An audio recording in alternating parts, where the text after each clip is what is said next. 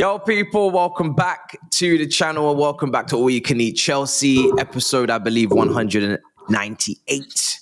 If I stand corrected. If I am incorrect, I apologize in advance. But my head is scrambled because we are linked with road runners. We are linked with counter-attacking wingers, as if we don't have enough of those already. We're linked with people that can't make the right decisions in the final third and don't particularly have the great ball striking ability you'd need in a goal scoring winger. We're linked with Alejandro, but we will get there. Don't worry. Ms. Javon, Younes, brothers, how are we feeling today? How are we doing? Good, bro. Fantastic. I love it.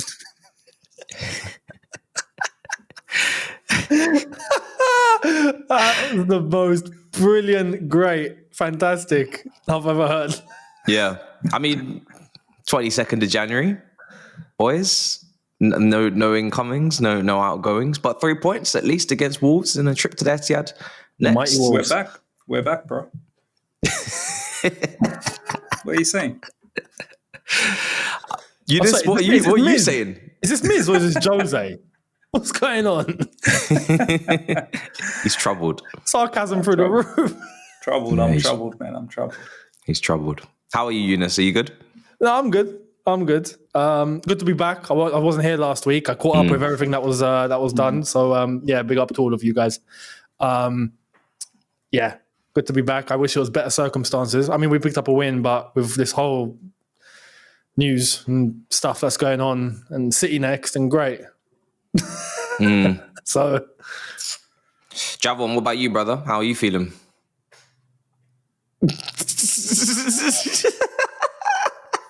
Man said I'm not involved. He's not involved. Listen, let's get straight into it, right? Let's dig into this because some people don't want to speak on it. Some people are not involved. Some people are involved. Some people just finished talking to people that are very much involved and really want to push this narrative and agenda. Let's just start with the elephant in the room because I haven't really addressed it on my channel whatsoever. And there's a reason for it. Because I don't think it's going to happen. But because Ornstein and Fabrizio and, the credible big headline acts are talking about it, it's not Demazio, it's not, the smaller fish, it's the big fish that are talking about it. We must talk about it. Garnacho to Chelsea. We may as well get it out the way early doors. Chelsea have yet to do anything as this is being recorded on the 22nd of January. No incomings, no outgoings. To be honest, I'm not surprised there's no incomings because there are no outgoings. I would like the squad to at least be trimmed. So if we have key targets in the summer, big targets in big positions, we have the space and the luxury to move for them. But at the current moment, we are going to find ourselves in the summer with the same group of players, the same bloated squad, with the returning loanies that people forget about, the Sterlings, the Keppers, more paperwork, more time on in the office to get deals done. And it's going to end up making us very slow and very reactive and not proactive, in my opinion, in the summer market. So I'm a bit worried about that. Chukwuemeka's is still on the books. Why is he not even at least on loan? Cassaday's still here. Close that deal. Dewsbury Hall, what's happening there? Chilwell, etc. So, but also because our season needs some sort of kick. It needs an incoming. It needs a recall of a midfielder. It needs a boost. Caicedo is flat on his feet in that game. He's tired. He's wasted. In GTA wasted terms, really, not wasted in terms of drinky drinks. We need a forward. We know there's no depth for Jackson. If Jackson was to get injured, I mean, he's not even scoring. If he was to get injured, we have a very disinterested in Cuckoo to put up front, who won't press with the same intensity and won't really hold up the ball with the same quality, or Guy, who is not the person I want to be relying upon. Go into the Emirates, go into St. James's Park, go into the City ground, playing against Liverpool at home, playing against Man United at home. What are we doing? We've recalled Chalobah, great. We've seen the impact he's made. That's a slap in the face to the sporting directors. Part of me was also thinking, is Chalobah even going to come back because he's been disrespected? However, he's put his love for the club ahead of any personal grievances. Credit to you. What a player. Is he going to be sold in 6 months anyway? We'll wait and see. That was what we was told. But brilliant performance, great way to come back. But that midfield is a ticking time bomb. When Caicedo went down, I thought our season was over. I thought we were going to the Etihad with Dewsbury Hall in a pivot, because I think people are not understanding that Dewsbury Hall is playing higher up the pitch in a position that he's comfortable with at Leicester, in the position we initially signed him for from Leicester, in the half spaces, playing the final ball, taking the shots from distance, putting in the crosses. Double pivot Dewsbury Hall, tackles, interceptions, aerial duels Dewsbury Hall. That's a different ball game. I don't want him defending. I don't want him anchoring. And Cassidy. We're going to be going Man City with these guys while Enzo's out for weeks and Lavia for longer? Get a grip. Come on, Chelsea Football Club. Champions League football is a must. If you're scared of Strasbourg, dropping off, there's Leslie Okachuku. Southampton have absolutely nothing to do with us. They are going to be relegated. Not they could, they will be relegated. They have nothing to do with us. Yeah. And then in comes Garnacho. But before we even get to Garnacho, just put him to the side for a second.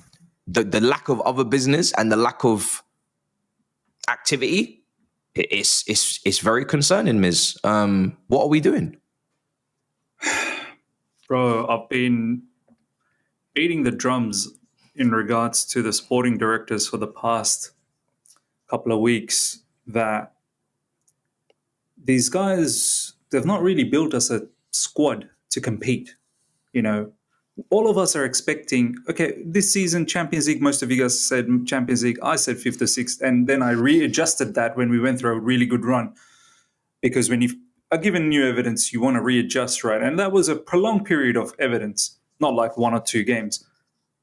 But now we're back into that square again where it looks like, we've reverted and maybe potentially might finish in that 5th or 6th position. But it's all still available for us to get that Champions League position. It's still there. And everything that you guys have been saying, and I've been saying next season, we want to compete for the Premier League. What moves are these sporting directors taking for us to have a team that can compete for the Premier League next season? I can't see anything. It's so logical for us to bring back a midfielder. We don't have Lavia. Lavia's 2 years down the drain, literally. If you look at his history of injuries, it's 2 years down the drain. He's not coming back for another 4 to 5 weeks, and God knows what's going to happen after that. This time he only came back for 56 minutes and got injured. Last time he played half a match against Spurs and then he got injured. So we don't know. This guy's a question mark. Enzo Fernandez gone for 2 weeks. Caicedo is probably a knock away from being done. Touch wood, it doesn't happen. But he's probably a knock away, right? It's so logical to go, do you know what? Just the way we did with Chalobah. You bring back a Santos, you bring back a Ogachuku. But I've clocked what they're doing here, I've clocked what they're doing. And this is what they have been doing all along. A lot of people are like, oh, no, let's not disrupt their season as Strasbourg and Ogachuku, please. They couldn't care less about disrupting anyone's season. It's all about the money. I've said it a few weeks back. Do not be surprised if Andre Santos gets sold in the summer. Do not be surprised. And how do you maximize Andre Santos's value? Continue with Strasbourg. Because if you come to Chelsea Football Club, logically, yeah, it's great for Chelsea. You give them the opportunity to make top 4 maybe, but in terms of valuation, we don't get that hype anymore because you may play, you may not play, you'll be a bench player, rotation player. Whereas for Strasbourg, you're number 1. You're numero uno in Strasbourg. Okay? PSG are looking at you. Marseille are looking at you. A lot of big French teams are looking at you, got their eyes on you, fixated. So come summer, if we want to demand 50, 60, 65 million plus add-ons, wow, what a business, right? Uguchuku, similarly, Southampton, he's now starting, continue starting. Look at how all of us felt when he played against Man United. Yeah, he's got something about him. He pocketed Mainu. Why are we getting linked with Mainu? We should think about all of these things. Why are we getting linked with Mainu when we have midfielders that we can rely on? Look, I was hoping it was agents trying to get him a better deal, a better contract. No. It's not about agents getting a better deal. When we talk about Garnacho, it's all going to make sense. It's about the age of the player, which is young, and it's about the wage of the player, which is low. These two factors in its own is a love affair for our football club. We love anything when it's like that. So look, Santos and Ugochukwu have clocked that, they're potentially going to be up for sale in the summer. I'll be very, very shocked because what's going to change, Matisse, in the summer? Enzo Fernandez, Caicedo, and Lavia, they're still around. So what's changing? Tell me what's changing. Unless one of these guys are going, what's changing? There's a case to say, and I absolutely love Lavia, but I don't think it's a question mark now. I think it's an exclamation mark. And there's a case to be made that he's the one that needs to be moved on. If he's going to keep pulling up injured like this, what's the point of having him? I think he's a fantastic talent. I am excited to watch him every time he plays. Incredibly press resistant, fantastic ball carrier, great dribbler, fantastic finding solutions. When he's just a joy to watch. He's like Mateo Kovacic. He's like Mateo Kovacic at times, right? But if he can't stay fit, he's going to need to leave at some point, because it's not like Reece James where I say that's a one of one in that position. And there's intangibles in terms of leadership, the captain's armband. Reece James, every single time he comes back, he just shows why he's world-class. That's a one of one. Midfield is not a one of one. There's loads of midfielders that I like. I like a lot of midfielders, Matisse, I'll be honest. You're talking logic. You're talking like how a sporting director should run the business. Our sporting directors are going to listen to your explanation and going to say, yeah, I'm not selling Lavia on cheap. His stocks are not that high at the moment. I'm sorry. I'm keeping him until we can get a good run of games to build up his value again. And then maybe we can part ways. Now we want to part ways. Everyone's going to be like, give me 20 million discount. Whatever your price is, slash another 20 million off it. This is how they operate, man. It's totally business. Look at all the links look at all the players that we're getting linked with. They're all business. And we'll get to the Garnacho. I'll tell you why I think it's business there as well. But that's my feelings about the midfield, man. That's my feelings. What about you, Younes? How are you right now? If we don't, let me ask you a different question. If we don't do any business, no incomings, no outgoings, where do you think we're gonna finish in the Premier League? Firstly, I want to say, Miz, I thought you're spot on. Every word. I'm like, yeah, it's exactly how I see it. So, yeah, I think it's important to make that clear, because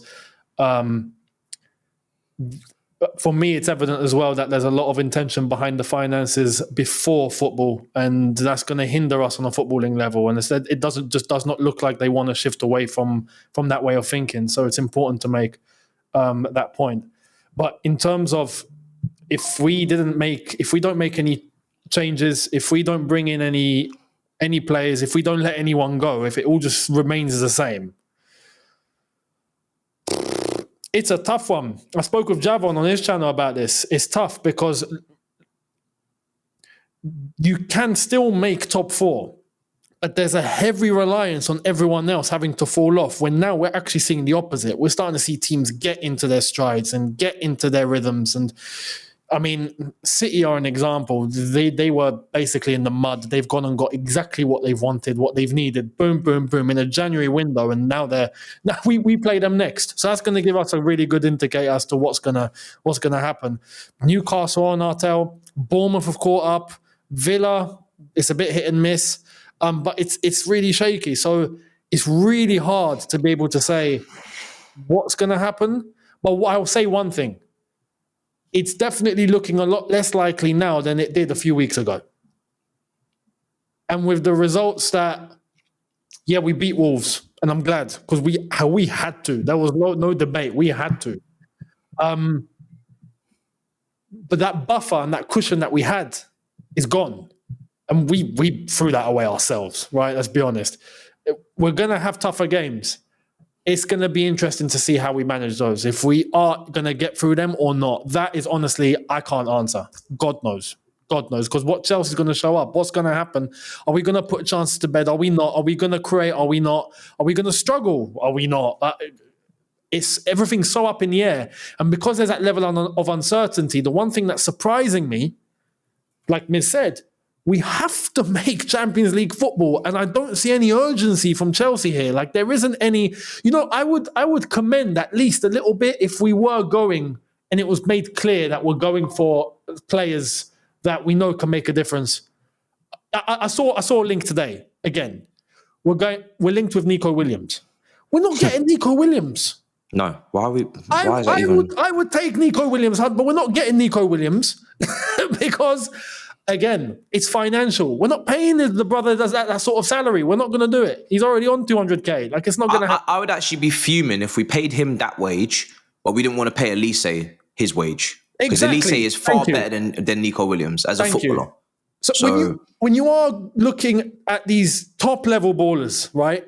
And you're trying to compromise on what you got to do. Like realistically, let's be real. We should have Osimhen at the club right now playing standard, and Jackson shouldn't be in the situation that he's in right now. Like we criticize. I criticize on Jackson and his misses and whatnot, but it's like we spoke about on Javon's channel. He shouldn't have been put in that situation in the first place. Let's be honest. I actually feel for the brother in that case. Like he shouldn't have. He should have always been a supporting striker looking to develop and become the main striker down the line. He's been thrown straight into it, right? This is all part and parcel as to why there's so much uncertainty now. And we have to get Champions League football. And if we don't, oh my God, it's not just a failure. It will have repercussions, big repercussions. And it just doesn't look like there's anything being done about that at the moment. And that's why I admire when there used to be silence at Chelsea because you knew things were happening.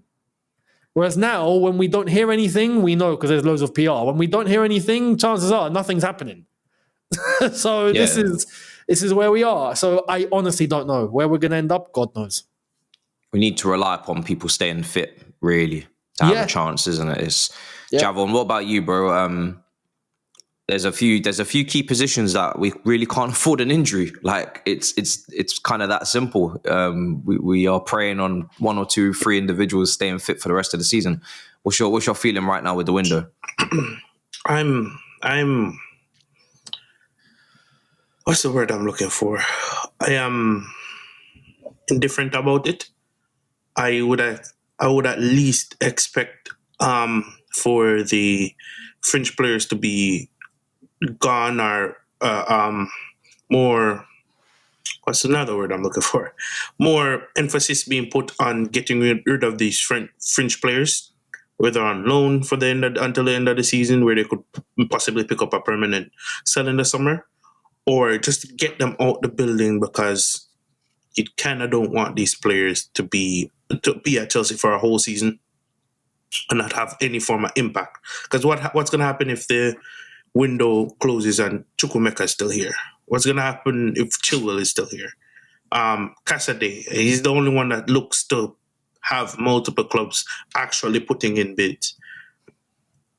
And then I see how slow you're moving on that. And then the names we're linked to in the window are not necessarily names that we need at the moment, i.e., that NPC brother from Manchester United that I refuse to speak about, and not addressing the current situations we have in regards to our midfield. Because coming into the summer, I was expecting Enzo to fully utilize the squad that he's selected. Because remember, whilst he didn't ostracize Felix and Kunku and these other brothers, please remember during the preseason, Nkunku played a part of that midfield, and we only used one DM at times. So we had 2 attacking 8s, 2 10s, essentially, with the forward line.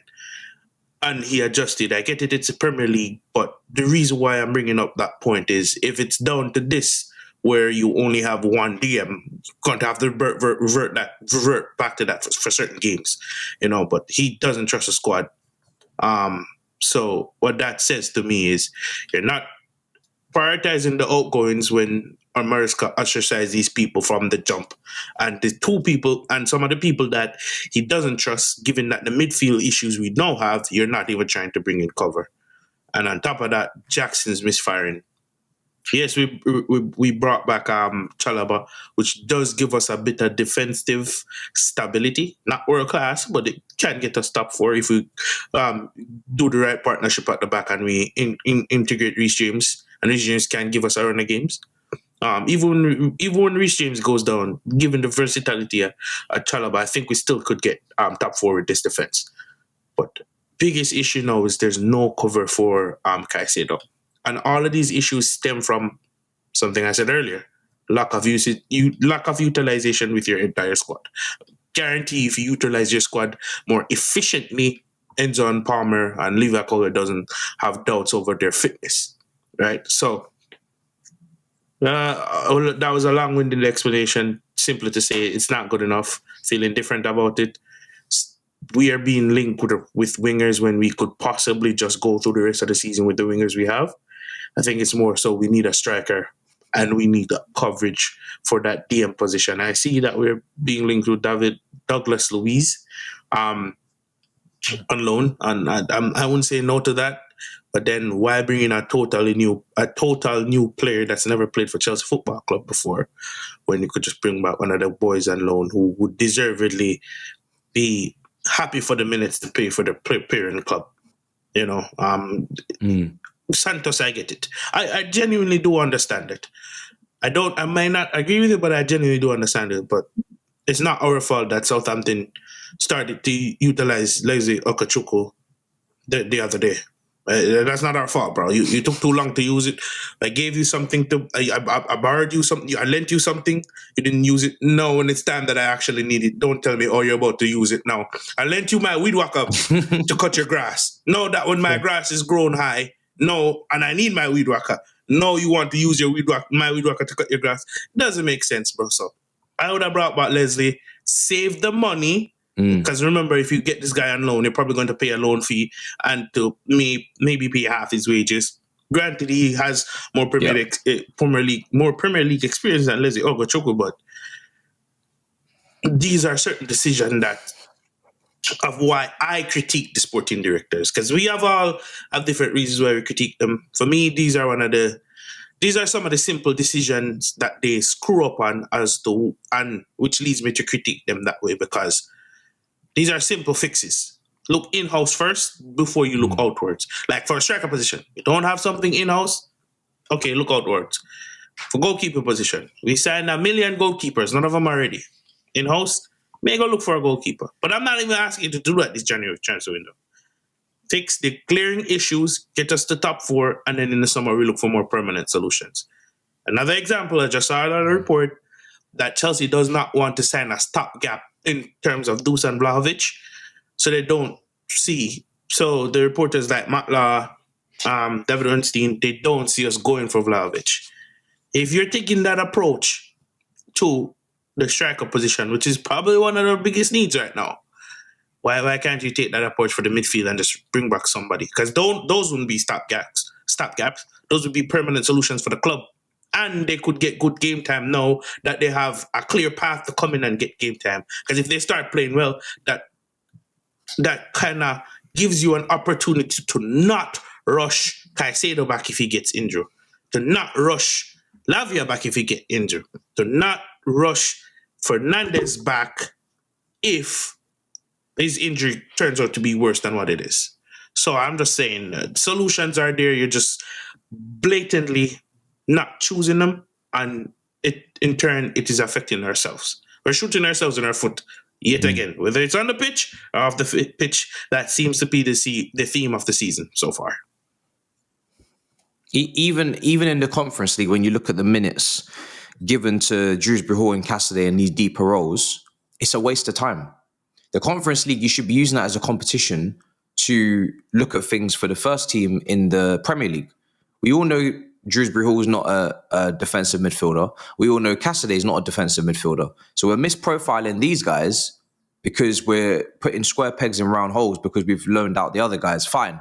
That was fine whilst we were winning because we didn't need them to step up. But now we need people to step up. The narrative and the notion that these guys that we recall, and I said this weeks ago, That they're not going to get sufficient game time? Are you seeing the way our midfield is gassing out after 60 minutes every single game? Are you seeing the lack of rotation for our midfielders and the lack of ability to give them a rest? This is the engine room of the team. This is the most physically taxing position in the team. If there's anyone that's going to gas out first in a football club, it's going to be your midfielders. And we're still not getting our heads around that.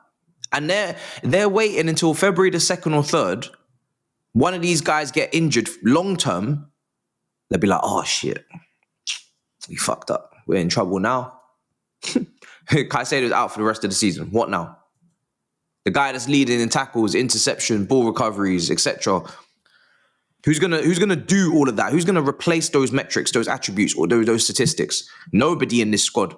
You can move Cucurella in the midfield if you wish. You can start rejigging the team. No, you don't put one of the best players in their position this season and then ask them to do a job in midfield to cover your ass because you didn't prepare for this moment. That's how you start to create imbalance in the team. That's how you start to create mistakes and disjointedness in the team. And then the team suffers as a consequence. And Garnacho, let's just get onto him now. Oh my God. I can't believe we think this tells me that we don't want to win the Prem next season. This tells me the mindset at the football club that we don't want to win the Premier League. I keep hammering home that we should, the directors, 4 windows. Judge us after 4 windows. That was last summer. That was the 4th window. We're now into the 5th window. We still don't have the spine. And every time I say to this fan base, can we focus on that spine? Can we focus on what we need? Can we focus on the profiles we're missing? We can disagree about what type of striker we need, but we all know we need a striker. Any of us can be wrong. I've been wrong about Duran. Some people were wrong on Elise when I told them. I was wrong about Samuel, but I was good with Gyökeres. It doesn't really matter. But get someone, and then let's see what happens. Get the centre midfielder back. Whatever one, whether you want it to be Santos or Okechukwu, I don't really care. Just get one of them back. You know, we should be moving in a direction where we could safely say next season we are in a serious title race. We're not doing that. We're not doing that. With links with Garnacho for whatever it will be, £50 million. The fact that we're even thinking about it, it's not even we've done it. It's not. I'm hoping it's not going to happen. But the fact that we're thinking about it, that we've gone from Elise and that profile of winger to Garnacho, from a counter-attacking Manchester United team who couldn't break open a low block to save their life, couldn't create and dismantle a Southampton team and dispatch them. And you're looking at a player that's decision-making isn't good enough. His ball striking isn't good enough. I'm not interested in the GA. I'm sorry, he's not a goal-scoring winger. You don't look to Garnacho and say, he's going to get me a goal. You do if you're a scrub. You do if you're 13th in the league. You don't do that if you're a title-winning contender. Big difference. The football that Manchester United have played over the last couple of years has been counter-attacking because they can't play possession-based football. They can't play good football. Last season, you saw how much I cussed them, how bad they were last season. It was a disgrace that we were behind them for as long as we was. And then eventually, you know, football did its thing. And you want to take one of the players from that team that is directly responsible for why they play that way. Because it's not Diallo. Diallo is the real star boy that you should be looking at if you're going to take someone. Take the best.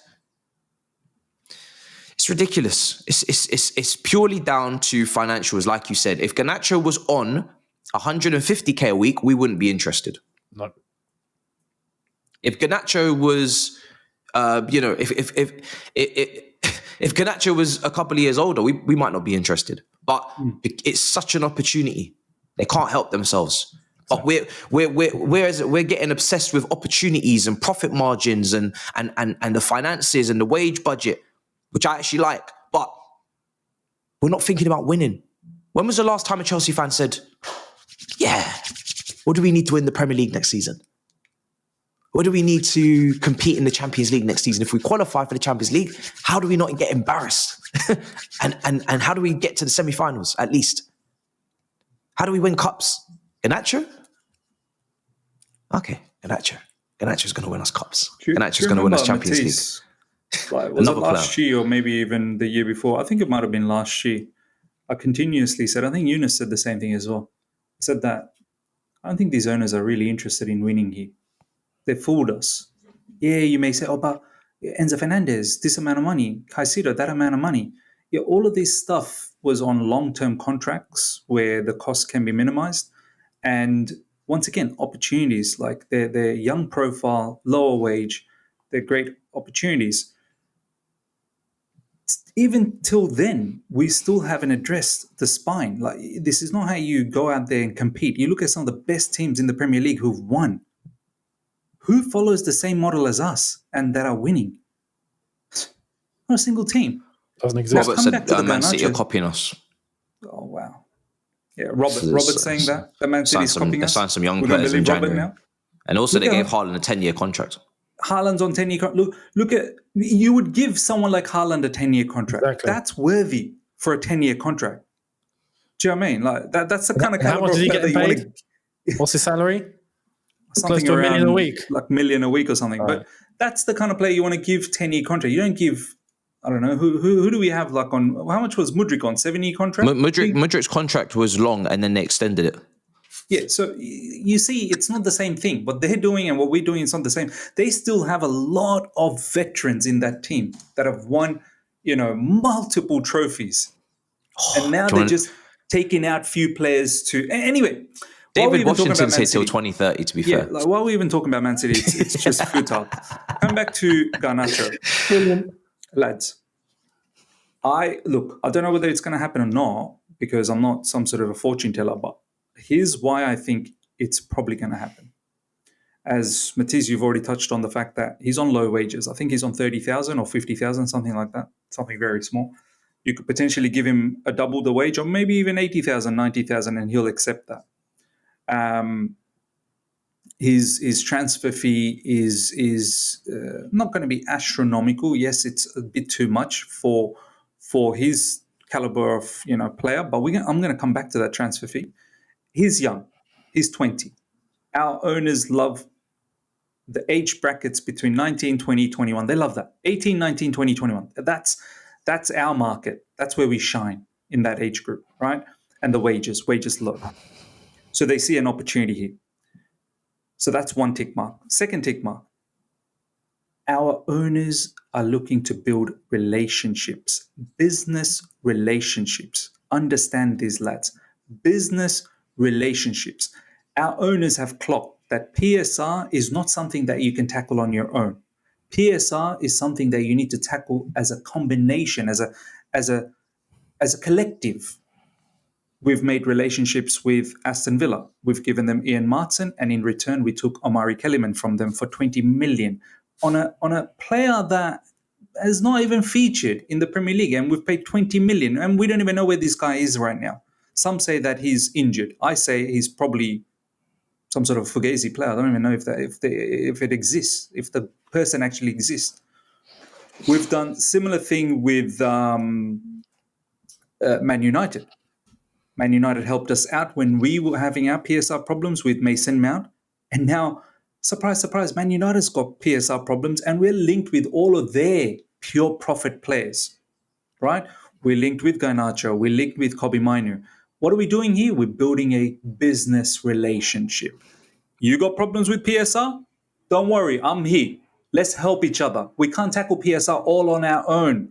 This futuristic, this modern era is too complex for us. Let's help. Let's help. Even if it doesn't make sense, let's help. You help when I need it, I'll help when you need it, right? So that's one thing. And the other example is KDH. We took Leicester's pure profit, KDH. What impact has he given us? Keenan Dewsbury Hall. And who did they take from us? Even though it was a small profit, nonetheless, pure profit, Michael Golding, right? Michael Golding went over there. So we got 5 million from him, I remember. 5 million for an academy player that barely played minutes, right? So all of these things, this is what we do. This is how we handle relationships. So you've got the player wages, the age, you've got the business relationship. This is why it makes me think this is probably going to happen. And on top of that, Napoli, even though they want this player so much, they want him badly. They're looking. I think they put in a bid for 42 million pounds, 50 million euros. Man United's rejected that apparently. Yep. One thing that Napoli doesn't have is Napoli don't have players to offer. We got bare players. Man United, you want to get rid of some players and you're desperate to bring in some players? Choose Chukwuemeka. I can see Chukwuemeka being linked. Imagine giving them Chukwuemeka and taking I can Garnacho. literally see Chukwuemeka being linked with them. One of the inside tens. Inside tens, easy. And he works hard. He'll be perfect for Amorim. His only problem is that he's injury prone, but maybe he's sorted that out. Inside forward for Man United, don't be surprised. I tweeted that out just a moment ago. Don't be surprised if you start seeing Chukwuemeka's name being linked, because we got a player we can give you. You're desperate to pick up a player, we got a player ready. Nkunku, Felix. Now, those are probably not up in the sort of table options because they don't work hard enough. Essentially, an Amorim needs players that can run. Ben Chilwell, they're looking for bare wing backs. Ben Chilwell, at his time was a very, very good wing back. Even now, I don't know what level he's at, but at least he can provide something in the wing back position, right? And so on and so forth. So these are some of the reasons that I think Chelsea will probably land Garnacho, not because it helps us to win the Premier League down the track, but because it helps to create business relationships, and Garnacho's young, low wages. Who knows, down the track, we could potentially sell him for a little bit more than what we purchased him for. And when we put him on a 10-year contract, the book value... Exactly.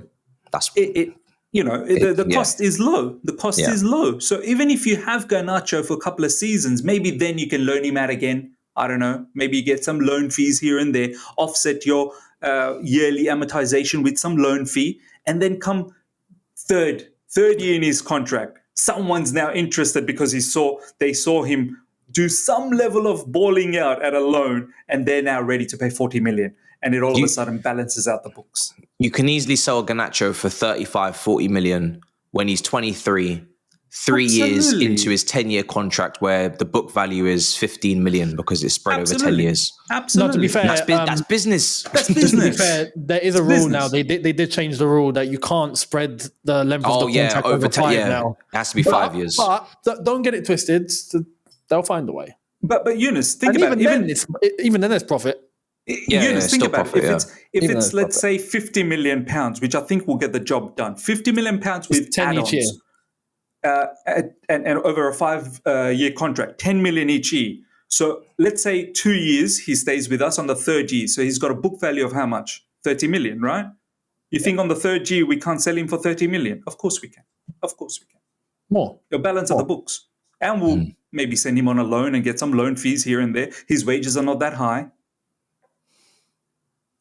So it's all business, but when do I get to see Premier League title? That's not part of their business. Oh. This is the thing. When Champions League, God forbid. That's not part of the business. When you operate on this level, because you need a balance. I thoroughly believe in this. You need a balance between the financial side of the game and the sporting side of the game. There has to be a balance for both, right? And I think over the years, Man City have played this impeccably, right?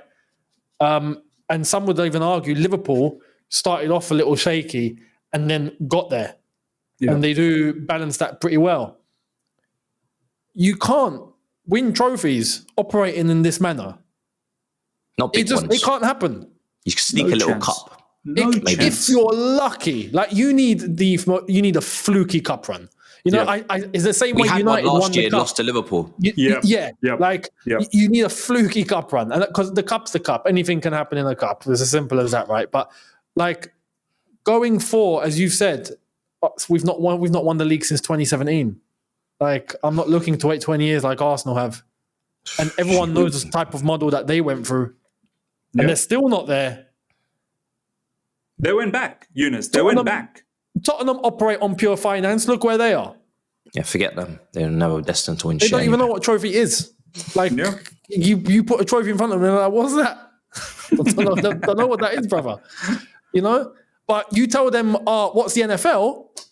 let me tell you all about it. We host it, twice a year now. No problem. Do you want to hear about go-karting as well? Yeah, no problem, because we get loads of money coming in from that too. Concerts, Beyonce, Anthony Joshua, boxing. Yeah, we'll tell you the lot. It's all commercial. But you need a balance between the two. We're the one thing that worries me, is that if you remember when the owners came in, there was the 1.75 billion pledge. That was part of that deal that they had to invest because it was part of the deal. They had to invest that, right? And that was underlined as being spent on players, the women's team, academy, stadium, whatever. But 1.75 billion had to be spent. Well, guess what?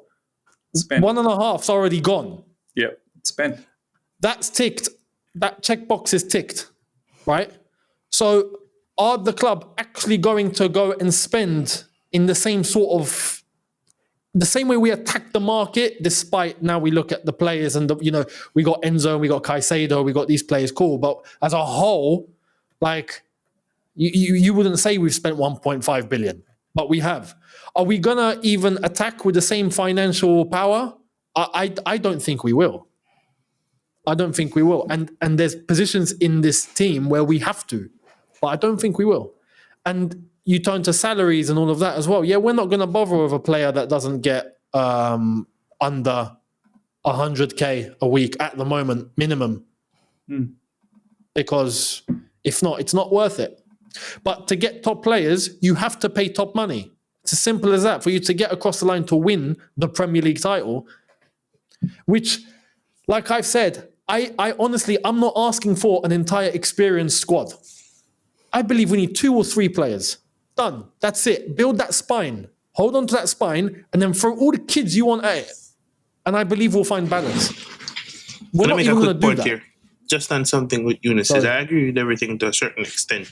With one thing you said, you don't have to spend top money to get top players. Just gotta recruit well. Look at Liverpool. They didn't spend a bunch of money on Mane. They didn't spend a ton of money on Firmino at the time. They didn't spend a bunch of money on Salah at the time. None of them cracked over 100,000 in totality. That front three, when they just signed maybe 120 at most, and then the valuation of that front three went up over time because of what they put in, depending on the style of play and the output and so on, such in the long run. I think it strictly comes down to recruiting and who you choose to sign. That's a bigger detail, because you could recruit people like that NPC, brother. But then if you look well, you could Barcola. You may not like him, but he has 11 goals this season, and he comes off the left-hand side, similar age. But because you're putting limitations on the amount of money you're going to spend in terms of the wage bill, then that's another issue. There's limitations in squad building across the board, which limits us to these scrubs. That's why we're linked to these scrubs. Cool, you may not want to go over a certain amount for the signing fee, but you're going to limit yourself in terms of paying these players' wages. Olise, we could have gotten Olise. That's my point. The signing fee for Olise, the transfer value for Olise wasn't that high at the time. Could have gotten 60 mil, but the wages. I understand you want to keep in a certain wage structure, but sometimes you got to be a bit more flexible with that. And when I'm saying flexible with that, if Olise is asking for 200, negotiate for a cool 130, 150 with added bonuses. That's still keeping it within the wage structure. Even if you don't want to go down with paying higher wages, you can still recruit at a better level than what you're recruiting now. They promised us young, exciting talents. These talents are young, they're not exciting, are blood clot, and on top of that, they bring nothing. I am totally fine with not knowing who you're bringing in, but you have to know who you're bringing in and their impact, what it's going to be in this team. Perfect example for me, I had no idea who Malo Gusto was last season, but his impact, expectation, impact last season. If you can find players like that, if you look across Europe in these top 5 leagues, scouting, that's what your job is for. If you gave me this, I'm telling you, I could have scouted better if you pay me what you pay them right now. I get to travel for fun. What? I get to go watch football for fun.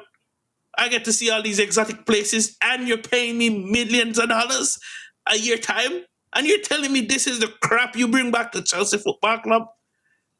Come on, man, better than that. They just gotta do better, right? So basically, the consensus of my point is, you can still stick within the model and still produce better than what you're producing now. That's my point.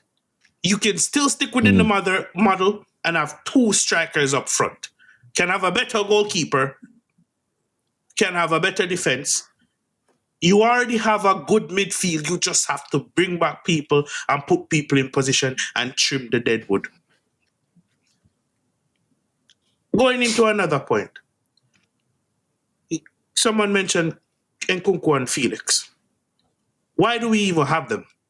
Does Palmer even need a quality backup? Because guess what? And this question came to me this morning.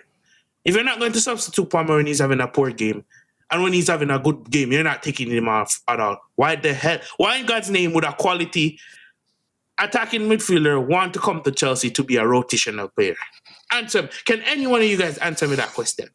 That role is more suited for Chukwuemeka, who's injury prone, that can come in and do something. Why would any person of quality want to come into Chelsea Football Club, whether they're on the rise or whether they know, I could push Palmer to new heights and we two could both go at it and maybe we two could start when the coach is never going to sub Palmer, whether he's having a bad game or even take him off early, consistently. So that's another problem in of itself. Well, just to add to your point, Chukwuemeka is the only person that can function as a Dewsbury Hall did next to Palmer, and you can still make a case for him getting back into the midfield as some sort of box-to-box midfielder as an 8. Whereas Felix is not an 8, Nkunku's not an 8, so that defensive balance that he talks about is more problematic with those two, because those two are pure 10s or second strikers. They're not going to be up and down in the midfield and getting up and down and back and forth. So at least it needs to be a different profile of player to back up Palmer. Like you said, a Chukwuemeka, then having someone that is directly behind him like a Felix or an Nkunku, who are just going to get unsettled at some point. The only case that I would make is that if Palmer was to get injured, that is why you need the Palmer quality, is not injury prone, is my point. But he will be if we don't start managing him properly. Because look at Saka. Saka was absolutely rinsed for years at Arsenal, over-relied upon, dragged through every single game, Bolton at home in the cut, everything. Now understand he's that, out for a long time. I don't think it's a coincidence. It's still going to... Cool, let's take your route, right? Let me just follow the path, follow that exact same path. You do that, you're now still relying on someone that's not getting enough game time, is going to be disgruntled, and is still going to take some time to get up to his level of talent, to work his way up to his best level. That's still a net positive, net negative. Any way you slice the cake, it makes no sense. So at this point, that's more so on Maresca. That point is more so on Maresca. Brother, brother, to get the best out of whatever squad you're given, whether it's your squad that you selected or what is given to you, the point still stands. You have to utilize this squad to the fullest. If a player is not playing right or playing well, and you have a competent sub on the bench, you have to make it. Perfect example with Renata Vega. I do not share one negative sentiment that anyone made on Renata Vega. If you told me that I'm going to be a rotational player at my young age of 2021, and I fully understand the magnitude of what Chelsea Football Club is, but you're telling me I'm going to be a rotational player, and you bring me in, and I'm not being a rotational player at the ripe age of 21, who in God's name wouldn't look for a move? And Dortmund's knocking on the door. Juventus is knocking on the door. And they're guaranteeing you minutes. Who in God's name would not look for a move? But people are going to say he should be lucky that we gave him a shirt. Hell no, I'd rather stay in Basel. At least I'm getting game time. I would still be seen by a big club at some point. Do you understand what I'm saying? It still goes back to my main point. If you're not going to use these players, leave them alone. But again, you make a good point here, and this is where I want to talk about Felix, because your point is completely correct. Why were they brought in the first place then? Because I don't think that's on Maresca, like in terms of why they were brought in the first place. The way that they use, now they're part of the squad, yes, 100%, in terms of you have to use what you have. But what I don't understand, and Vega can fit into this, but I look at Felix more because, like you've mentioned about Palmer, and how he's just not going to fit. He got brought in the summer, and he's of no use whatsoever. And it doesn't make any sense because you can't say, for example, oh no, Maresca found him here. Like he found Nkunku there. For that, it can happen. You know, it can happen where manager comes in, he's not part of the plan. Okay, it is what it is. But Felix was brought in knowing that, yeah, Maresca's the guy that's here. The ownership got him in. He's not being used. Now we're going to flog him out. Who's decided this and why? Now, I've got my own theory and I've got my own reasons. I honestly look at it and I just try to think out the box here, and I honestly believe it was the way to get Gallagher out the door. It's as simple as that. I that's how I see it. Because we couldn't get him gone to Aston Villa. That fell through. We got him to Atletico Madrid. They needed to get Felix off. Cool, just like Miz was referencing. I scratch your back, you scratch mine, right? And then we'll flog Felix and we'll still get money, but we got rid of Gallagher and that was the aim and we end up in profit. And that's where I think that's why we got Felix in. But it probably answers why he's come in and he's of no use. And we shouldn't have got him in the first place. If we're talking footballing level, I agree. Chukwuemeka should be the backup to Cole Palmer because that makes sense. You don't get a disgruntled Chukwuemeka who's got to come and fill in for Palmer in moments where we need him because you're the backup. And he knows his role. And he is of that level. And he knows he's not on Palmer's level yet. He's going to have to accept that and cool and try and work hard. But Felix is like, yo, I was playing Champions League football. I was ahead of all of you. But here's the thing. And now I'm not playing. Says that and you say that. But let's still go down that road.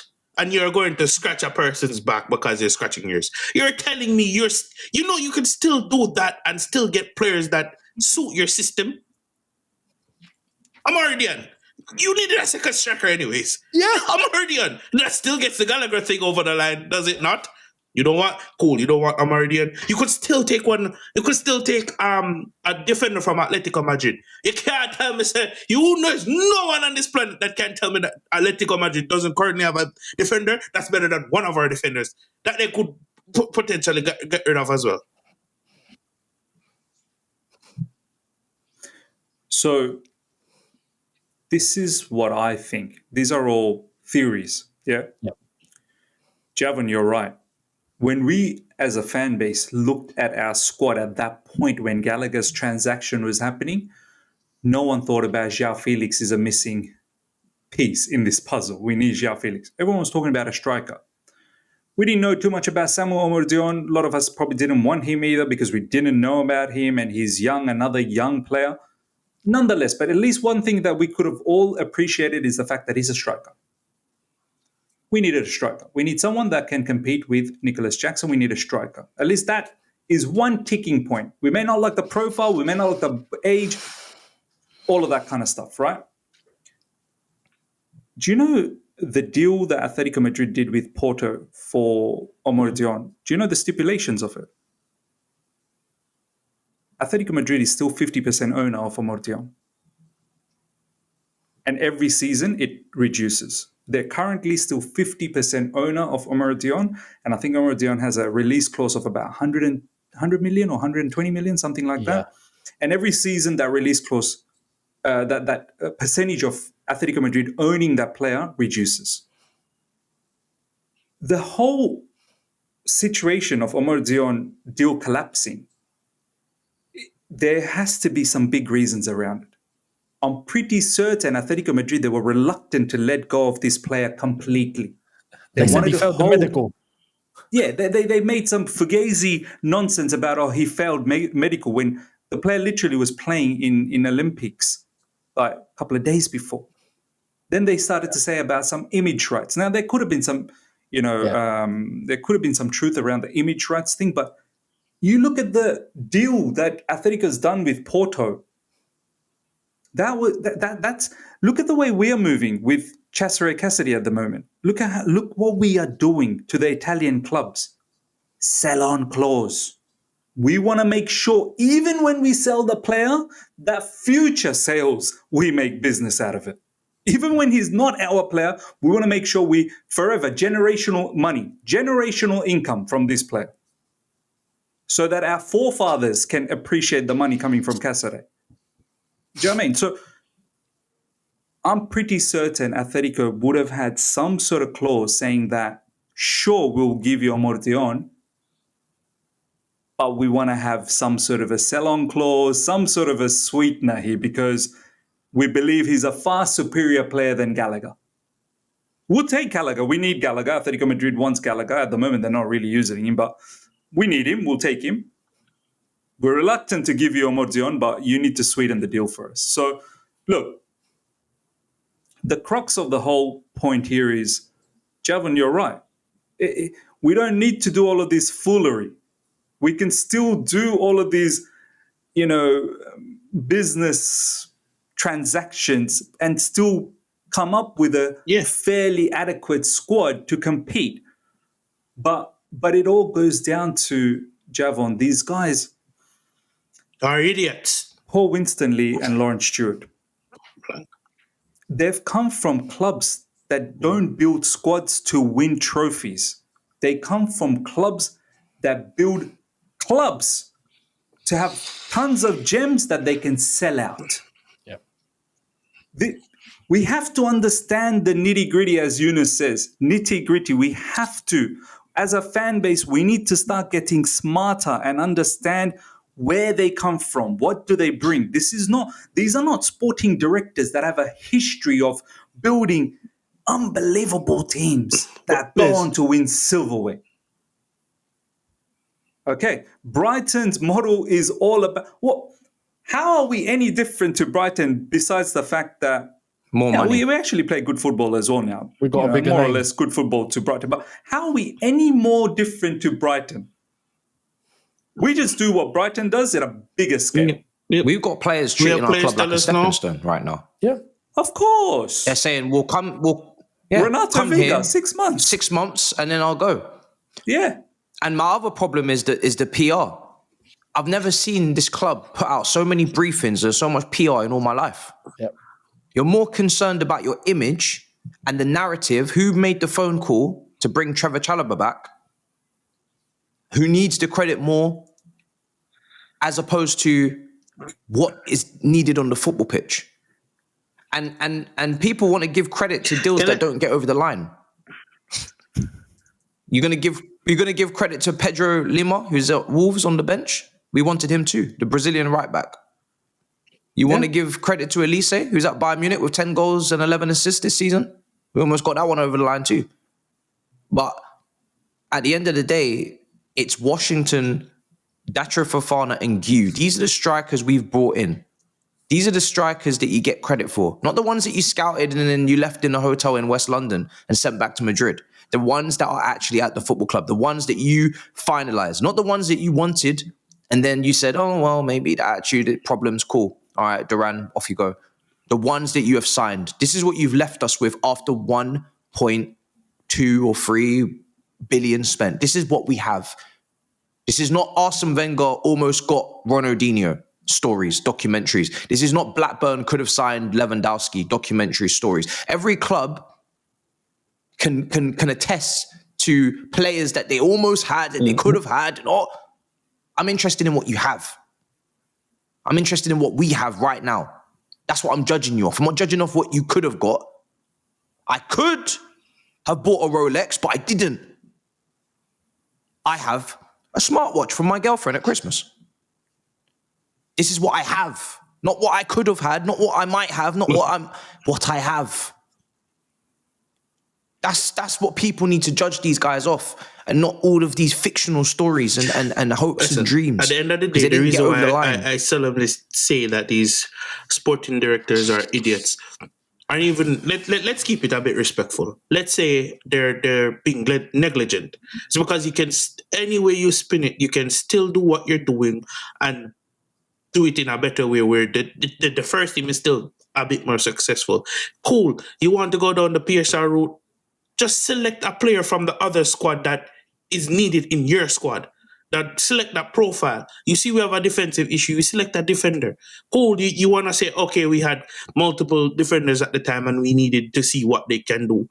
It doesn't matter if we needed to see what they can do. Atletico Madrid defenders are levels above what we have now. Just look, they're competing for a league title, right?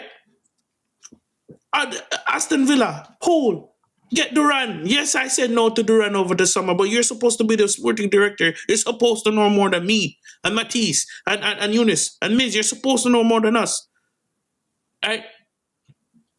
Cool. Miz just made a point, right? Which is mind-boggling. You want to go around the route where you get these talents, you develop these talents, and then you sell these talents.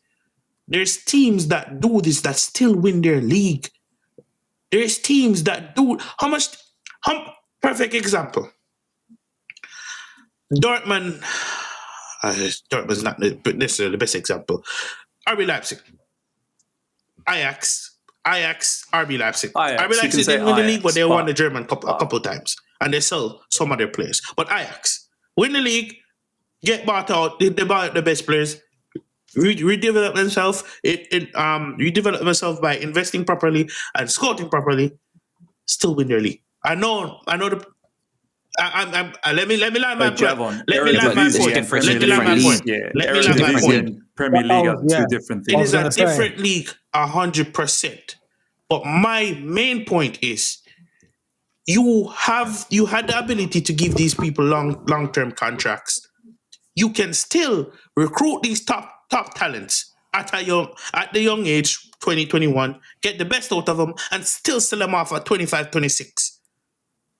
And still recruit good money while still competing.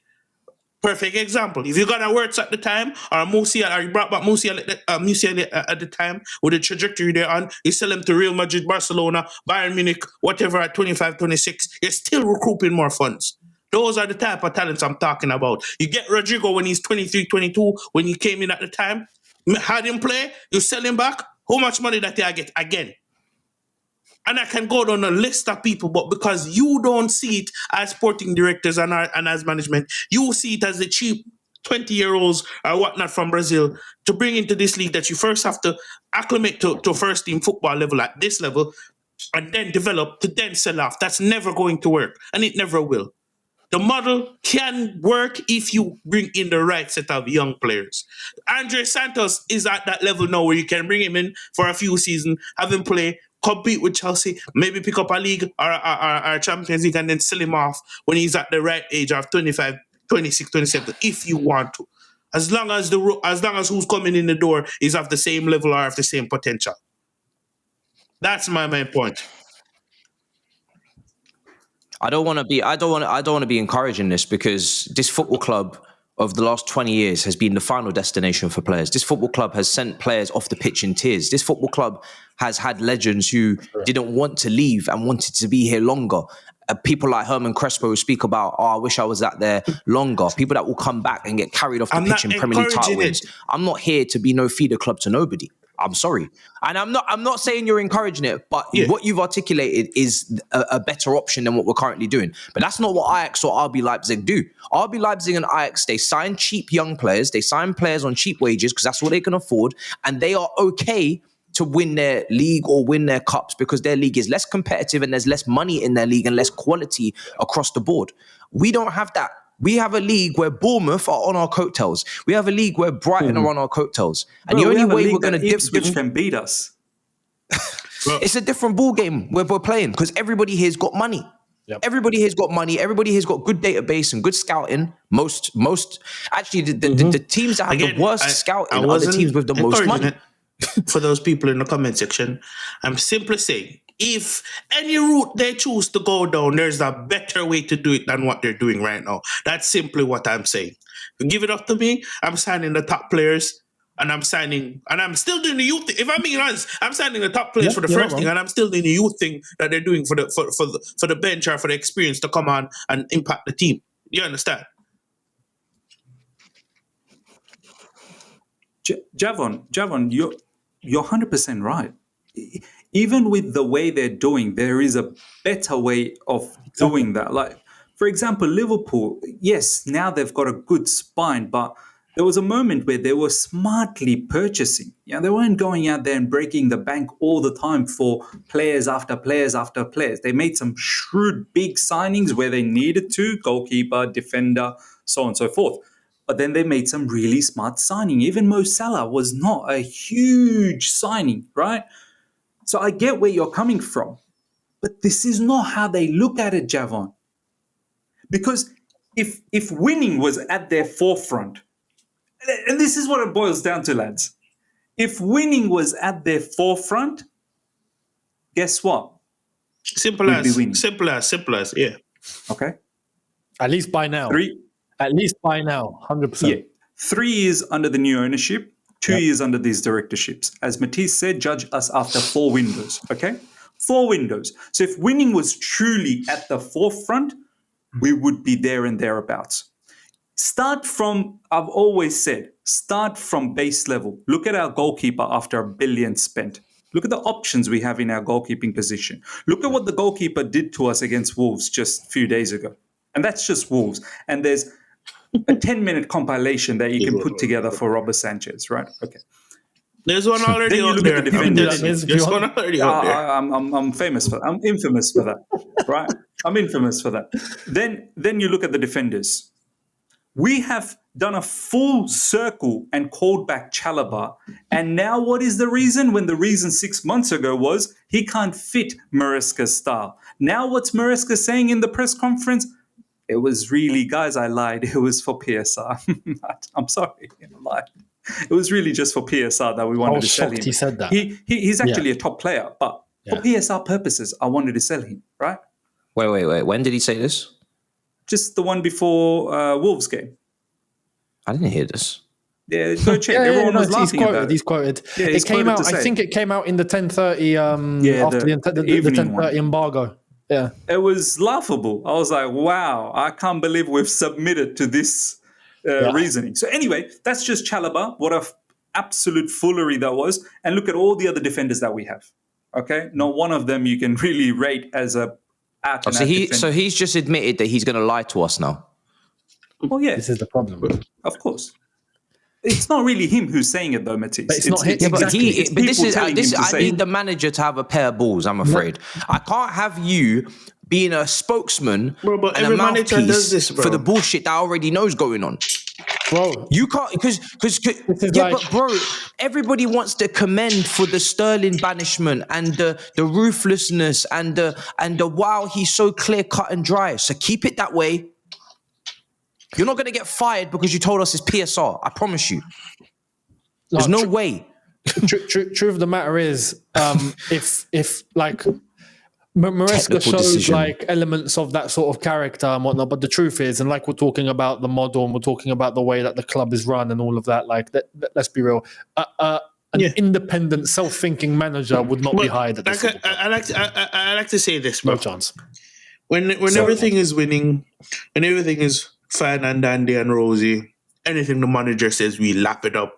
We're enjoying it, and we're susceptible to it earlier in the season. We're all loving it. But you see, the minute things start going pear-shaped, they start to do all this twisty, turning things with their words. They try to spin it. One bag of fuckery. We'll never stop going beat on the bush. One bag of fuckery. Really, really and truly, it's one bag of nonsense. Don't you think this was the same thing when you were winning? Not because the results change. You should still keep the same consistency in how you answer questions. It's a complete flip on the head. So you're relying us from the jump. Things are just going your way, so we believed it.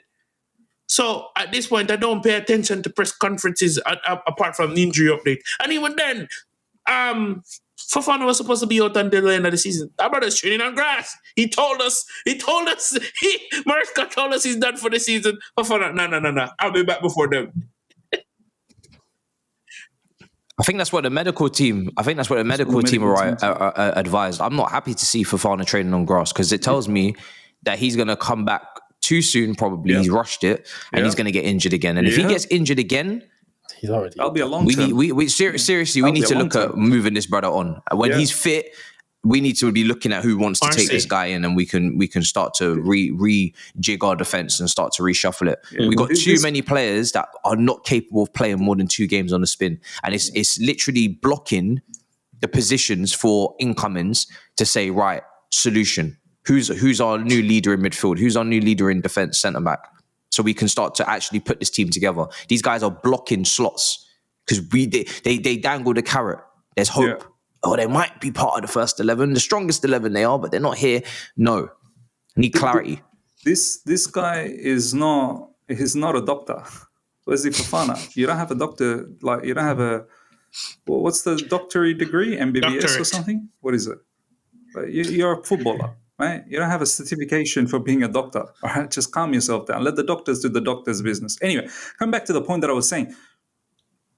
If we were to be a winning team, you look at from bottom to top, defenders, midfielders, look at the cover or lack of cover. You look at the attacking players, the strikers, the lack of strikers competition, and then you look at the manager as well. I've got no, I'm not disrespecting Maresca. I rate him, but he's also a manager that is inexperienced at this level. You look at the entire setup of our squad. I'm not discrediting that there's not some good players. There's definitely some good players there. But overall, if you look back and see, can this team actually win the Premier League? You're fooling yourselves if you think it can. It takes a lot to win the Premier League, As we've said, this is not Eredivisie. Hell, newsflash, we are behind Nottingham Forest right now. You want to win the Premier League. Try and go in front of Nottingham Forest this season. That's step one. So, look, the quicker us as a fan base realize, I know some of us have already, I know Younes and me, we were there a long time ago. I think Matisse was sort of floating around thinking, just giving the ownership and the directors a chance. I think Javon as well was trying to, but the quicker we realize that, lads, we are not winning anything under these laws. And if you feel very excited about winning the Conference League, well, that's up to you. For me, we shouldn't even be in that competition to start off with. But anything major, as a lot of you guys have said, it'll take a fluke to win a cup. There is no chance in hell you're winning a Premier League with this type of business organization. At some point, they have to put the team first. You're not winning. At some point, they have to put the team first. You're just not winning. You're fooling yourself. Yeah. You I agree. have to. Javon, you have to. But this is the thing. If we are operating on a purely business aspect and the money's coming in and it's all good, then we're lush. That's nice. Absolutely. Happy days. Happy days. It's a profitable and business. The problem is, and as you've illustrated, the directors are experienced in taking teams in that sort of direction. But now they're doing it on a grander scale. That's almost like what they were brought in for. Like at the end of the day, these guys were brought in for this and they're executing, then the owners are happy. Younes, you know what happened? This is the issue. I clocked it the other day fully. You know what happened?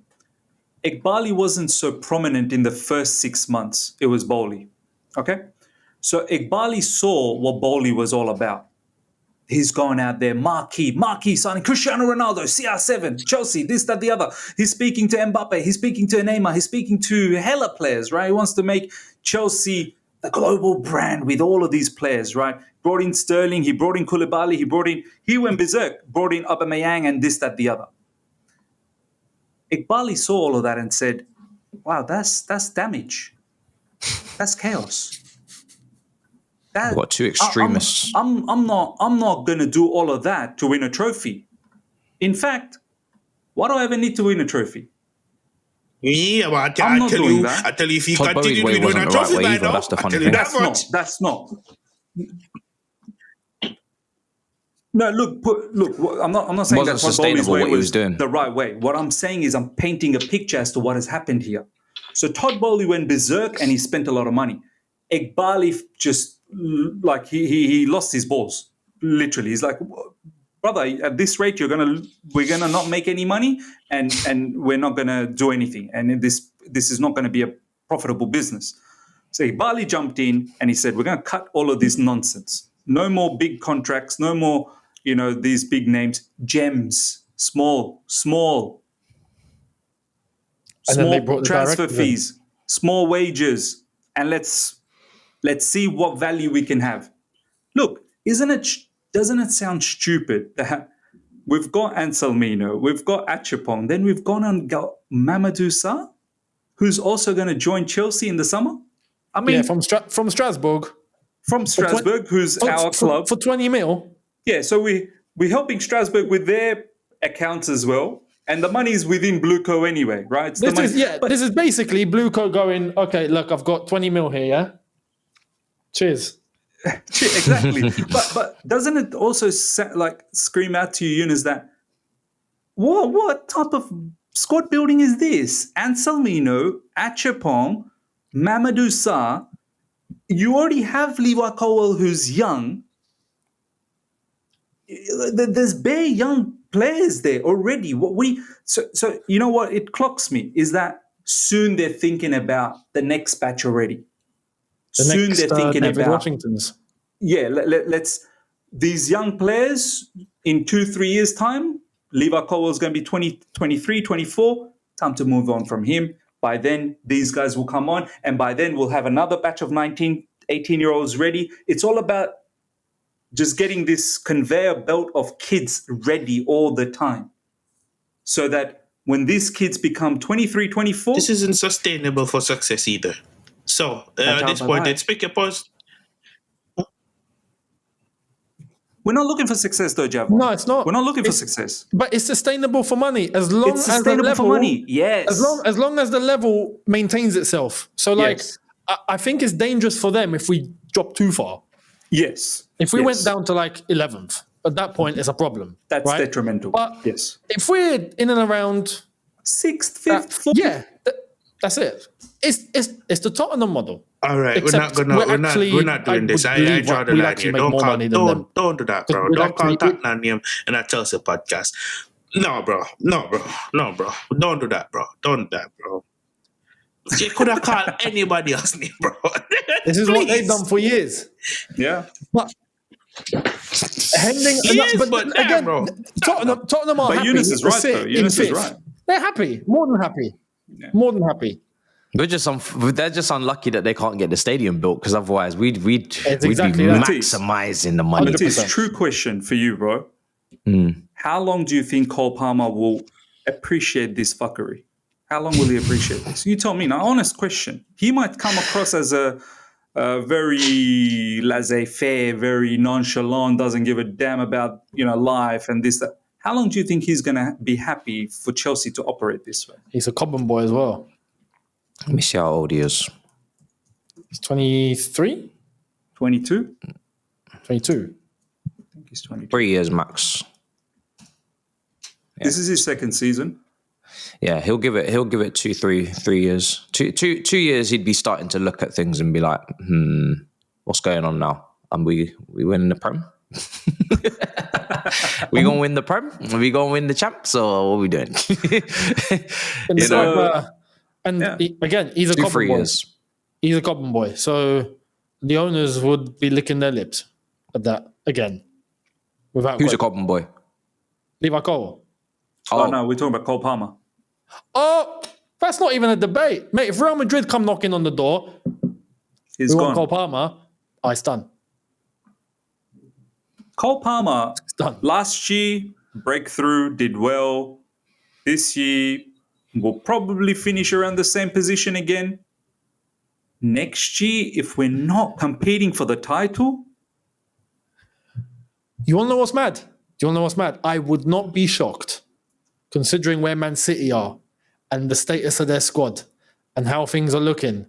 I wouldn't be shocked. Listen, if Cole Palmer goes back to Manchester City from being a Chelsea player, that means we are truly finished. That is an indictment on the club, which simply says you're a club that players go to develop and go back to some sort of level. You're a step down in a sense. Yeah, I'm just here to make sure I get minutes so that other people can see me so I can go and ball out elsewhere and actually play some real meaningful competition. And this is not what Chelsea Football Club is. Right? There's standards that needs to be upheld. Firstly, the first standard is never call Tottenham's name on this podcast ever again. I agree. Right? Secondly, at some point, something has to give, and whatever quality is in this squad has to show, and that's on the manager. That's on the manager to set up something. Understand what? Because I look at Nottingham Forest, and I'm not overly impressed in terms of their squad quality. Am I impressed in the way they play and the results they get? Yes. But that's down to Nuno looking at his squad, understanding what he has in his squad, and try to utilize his squad to his best of his ability, and then getting the best out of that. That's all I'm asking from Enzo. Right? And until Enzo does that, then it's going to be on the manager. If Enzo was utilizing Felix and Nkunku to the best of his ability and is actually utilizing the squad and we're still where we are, then it's 100% on the ownership and on the sporting directors. But because Enzo refuses to do what I just said, some blame has to be on him. So we need to uphold some standards. Enzo needs to do better, and the sporting directors need to leave.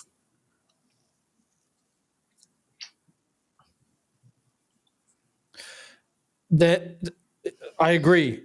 There's a key point here because you mentioned Forest, and despite they've spent a little bit and whatnot, but the structures are completely different.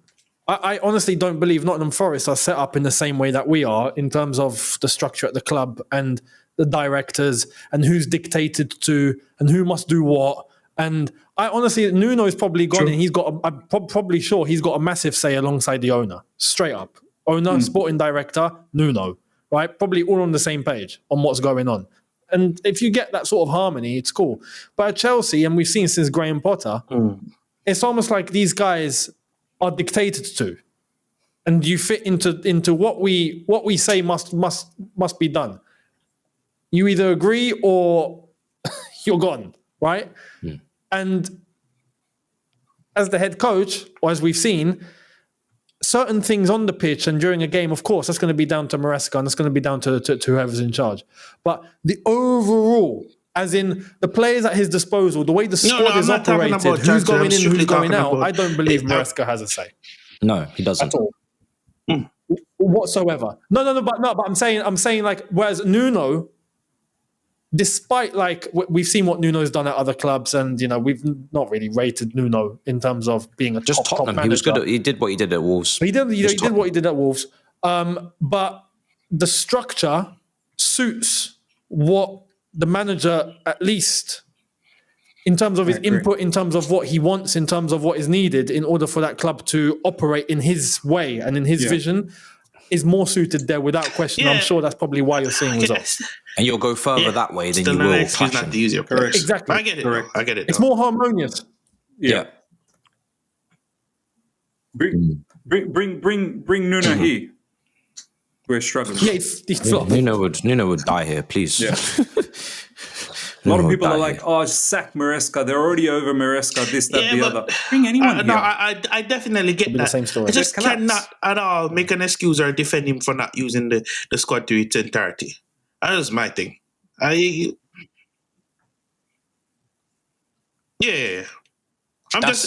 for me is a branch off of the tree. Yeah. And for me, the tree is that these guys they have their own plan, their own vision, and a top manager would never stand for this. No.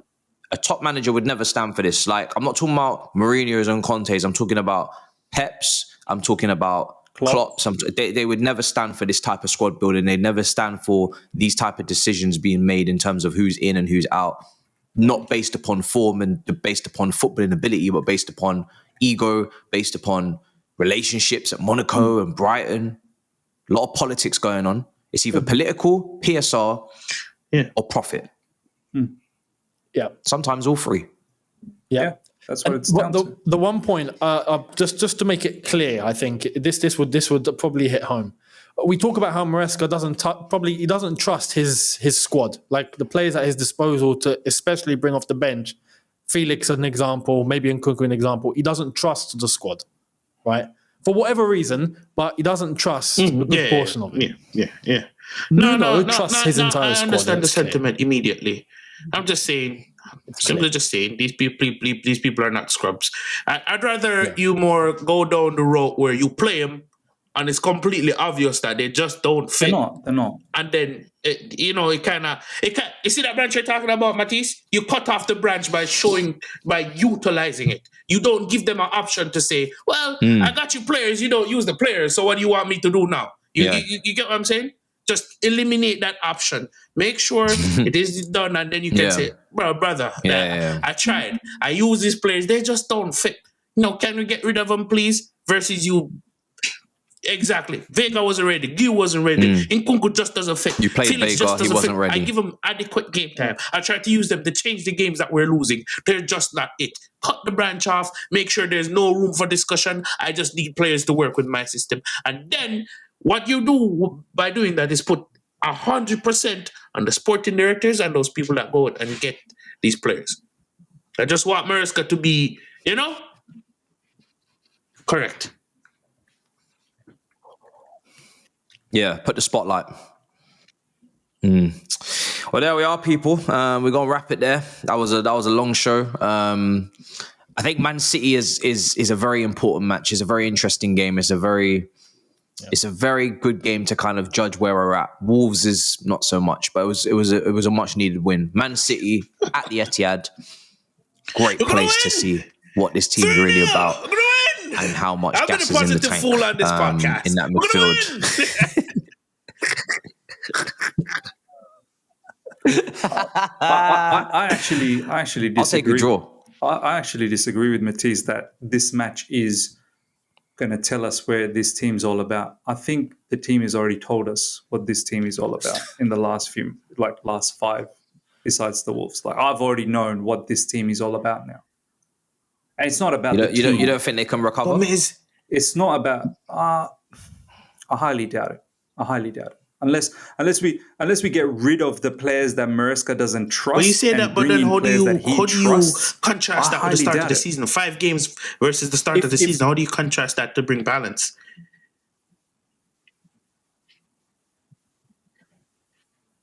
Okay, I love this question because this question gets thrown around. In those wins, was our defense not still shaky? Yeah. In those wins, was the goalkeeper not Sanchez, who was shaky? Yeah, but we converted a lot. In those wins, what if we then go on our own where we start to convert a lot again? Up front? Yeah, but the issues in terms of defense and goalkeeper and lack of midfielders still exists. So we may get lucky, but I'm not in the business of luck. I'm in the business of I know where it's going. This is a strong house. I don't want to build a house that if a storm comes, I don't know what's happening to this house. I may have a roof, I may not have a roof. It's up to God. Please, God. I want to be able to build a house that I know if the mother effer storm comes, my house is gonna withstand. Because I know what I built it with. Right? So I've seen, and Maresca it's not me just saying this. Maresca has shown me this. I get why he's now saying when he was saying that, even though I didn't appreciate that, but I get what he was saying. This team's not ready. And he's literally proven that by showcasing to the entire world, the entire Chelsea community, I don't trust a lot of these players. They've been thrown to me. They're not my players. Now, you could turn around and say, who gives Maresca the right to decide that? Who do you think you are? You've not won nothing. Then potentially what you're saying is get rid of the manager. That's what you're saying. Well, why did we hire him in the first place? SDs, hello. Donkeys. Did we not just talk about them? You see where it all goes back to. You see where it just done a I full simply circle just in ask like the 5 question, minutes, and we talked because there's for going like to be people in the an hour and comment a section half. that's going to say, "Oh, what about how we started the season?" And you answered, and you answered it brilliantly. Obviously, I knew that. I brought up Of course, they will say that. the whole questioning on why can't we see out games comes from the midfield and it comes from the defense. At the end of the day, I just want to win on Saturday. I want to attack the click again, and then maybe we can get to the summer, and hopefully these idiots can see that we need a defense, a goalkeeper, and some solidity between the middle of the park and the back line to be able to see out games, and then we'll be better off. It's going to be close. Top 5, if that's what it is now, coefficient, it's going to be close. It's going to be real close, and we just have to. If the window closes and it closes in this manner, we just have to hope and pray that we crawl our way over the line, which I think we can crawl over the line. I don't think we're going to do it comfortably, but I think if we don't do anything in this window, we can crawl over the line at best.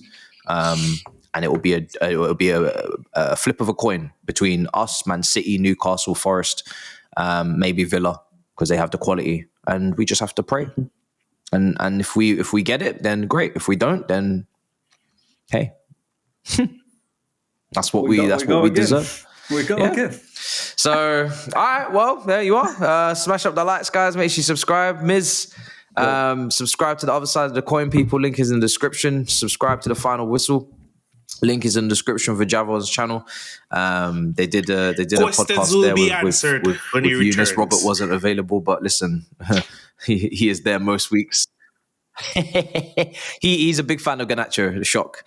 Younes Talks Football. Link is in the description. Make sure you go and check that out as well. Subscribe. Sure. And guys, we will see you next week. Man City, I'll take a point. I'll be honest. Right now, I'll take a point. I'll take a point. Purely because they in both boxes, I would trust them more than us right now. Our striker's not firing, and theirs surely will be. I'll take 3. I'll take 3. I'll take a 3. That'd be sensational. I'll take the most disgusting diving penalty, fighting people on the pitch. I'll take 3 points, and I will be shameless. Yeah. Bro, I'll take the Maradona God goal. I'll take all of that. Handball or off the hip goal. I'll take it all.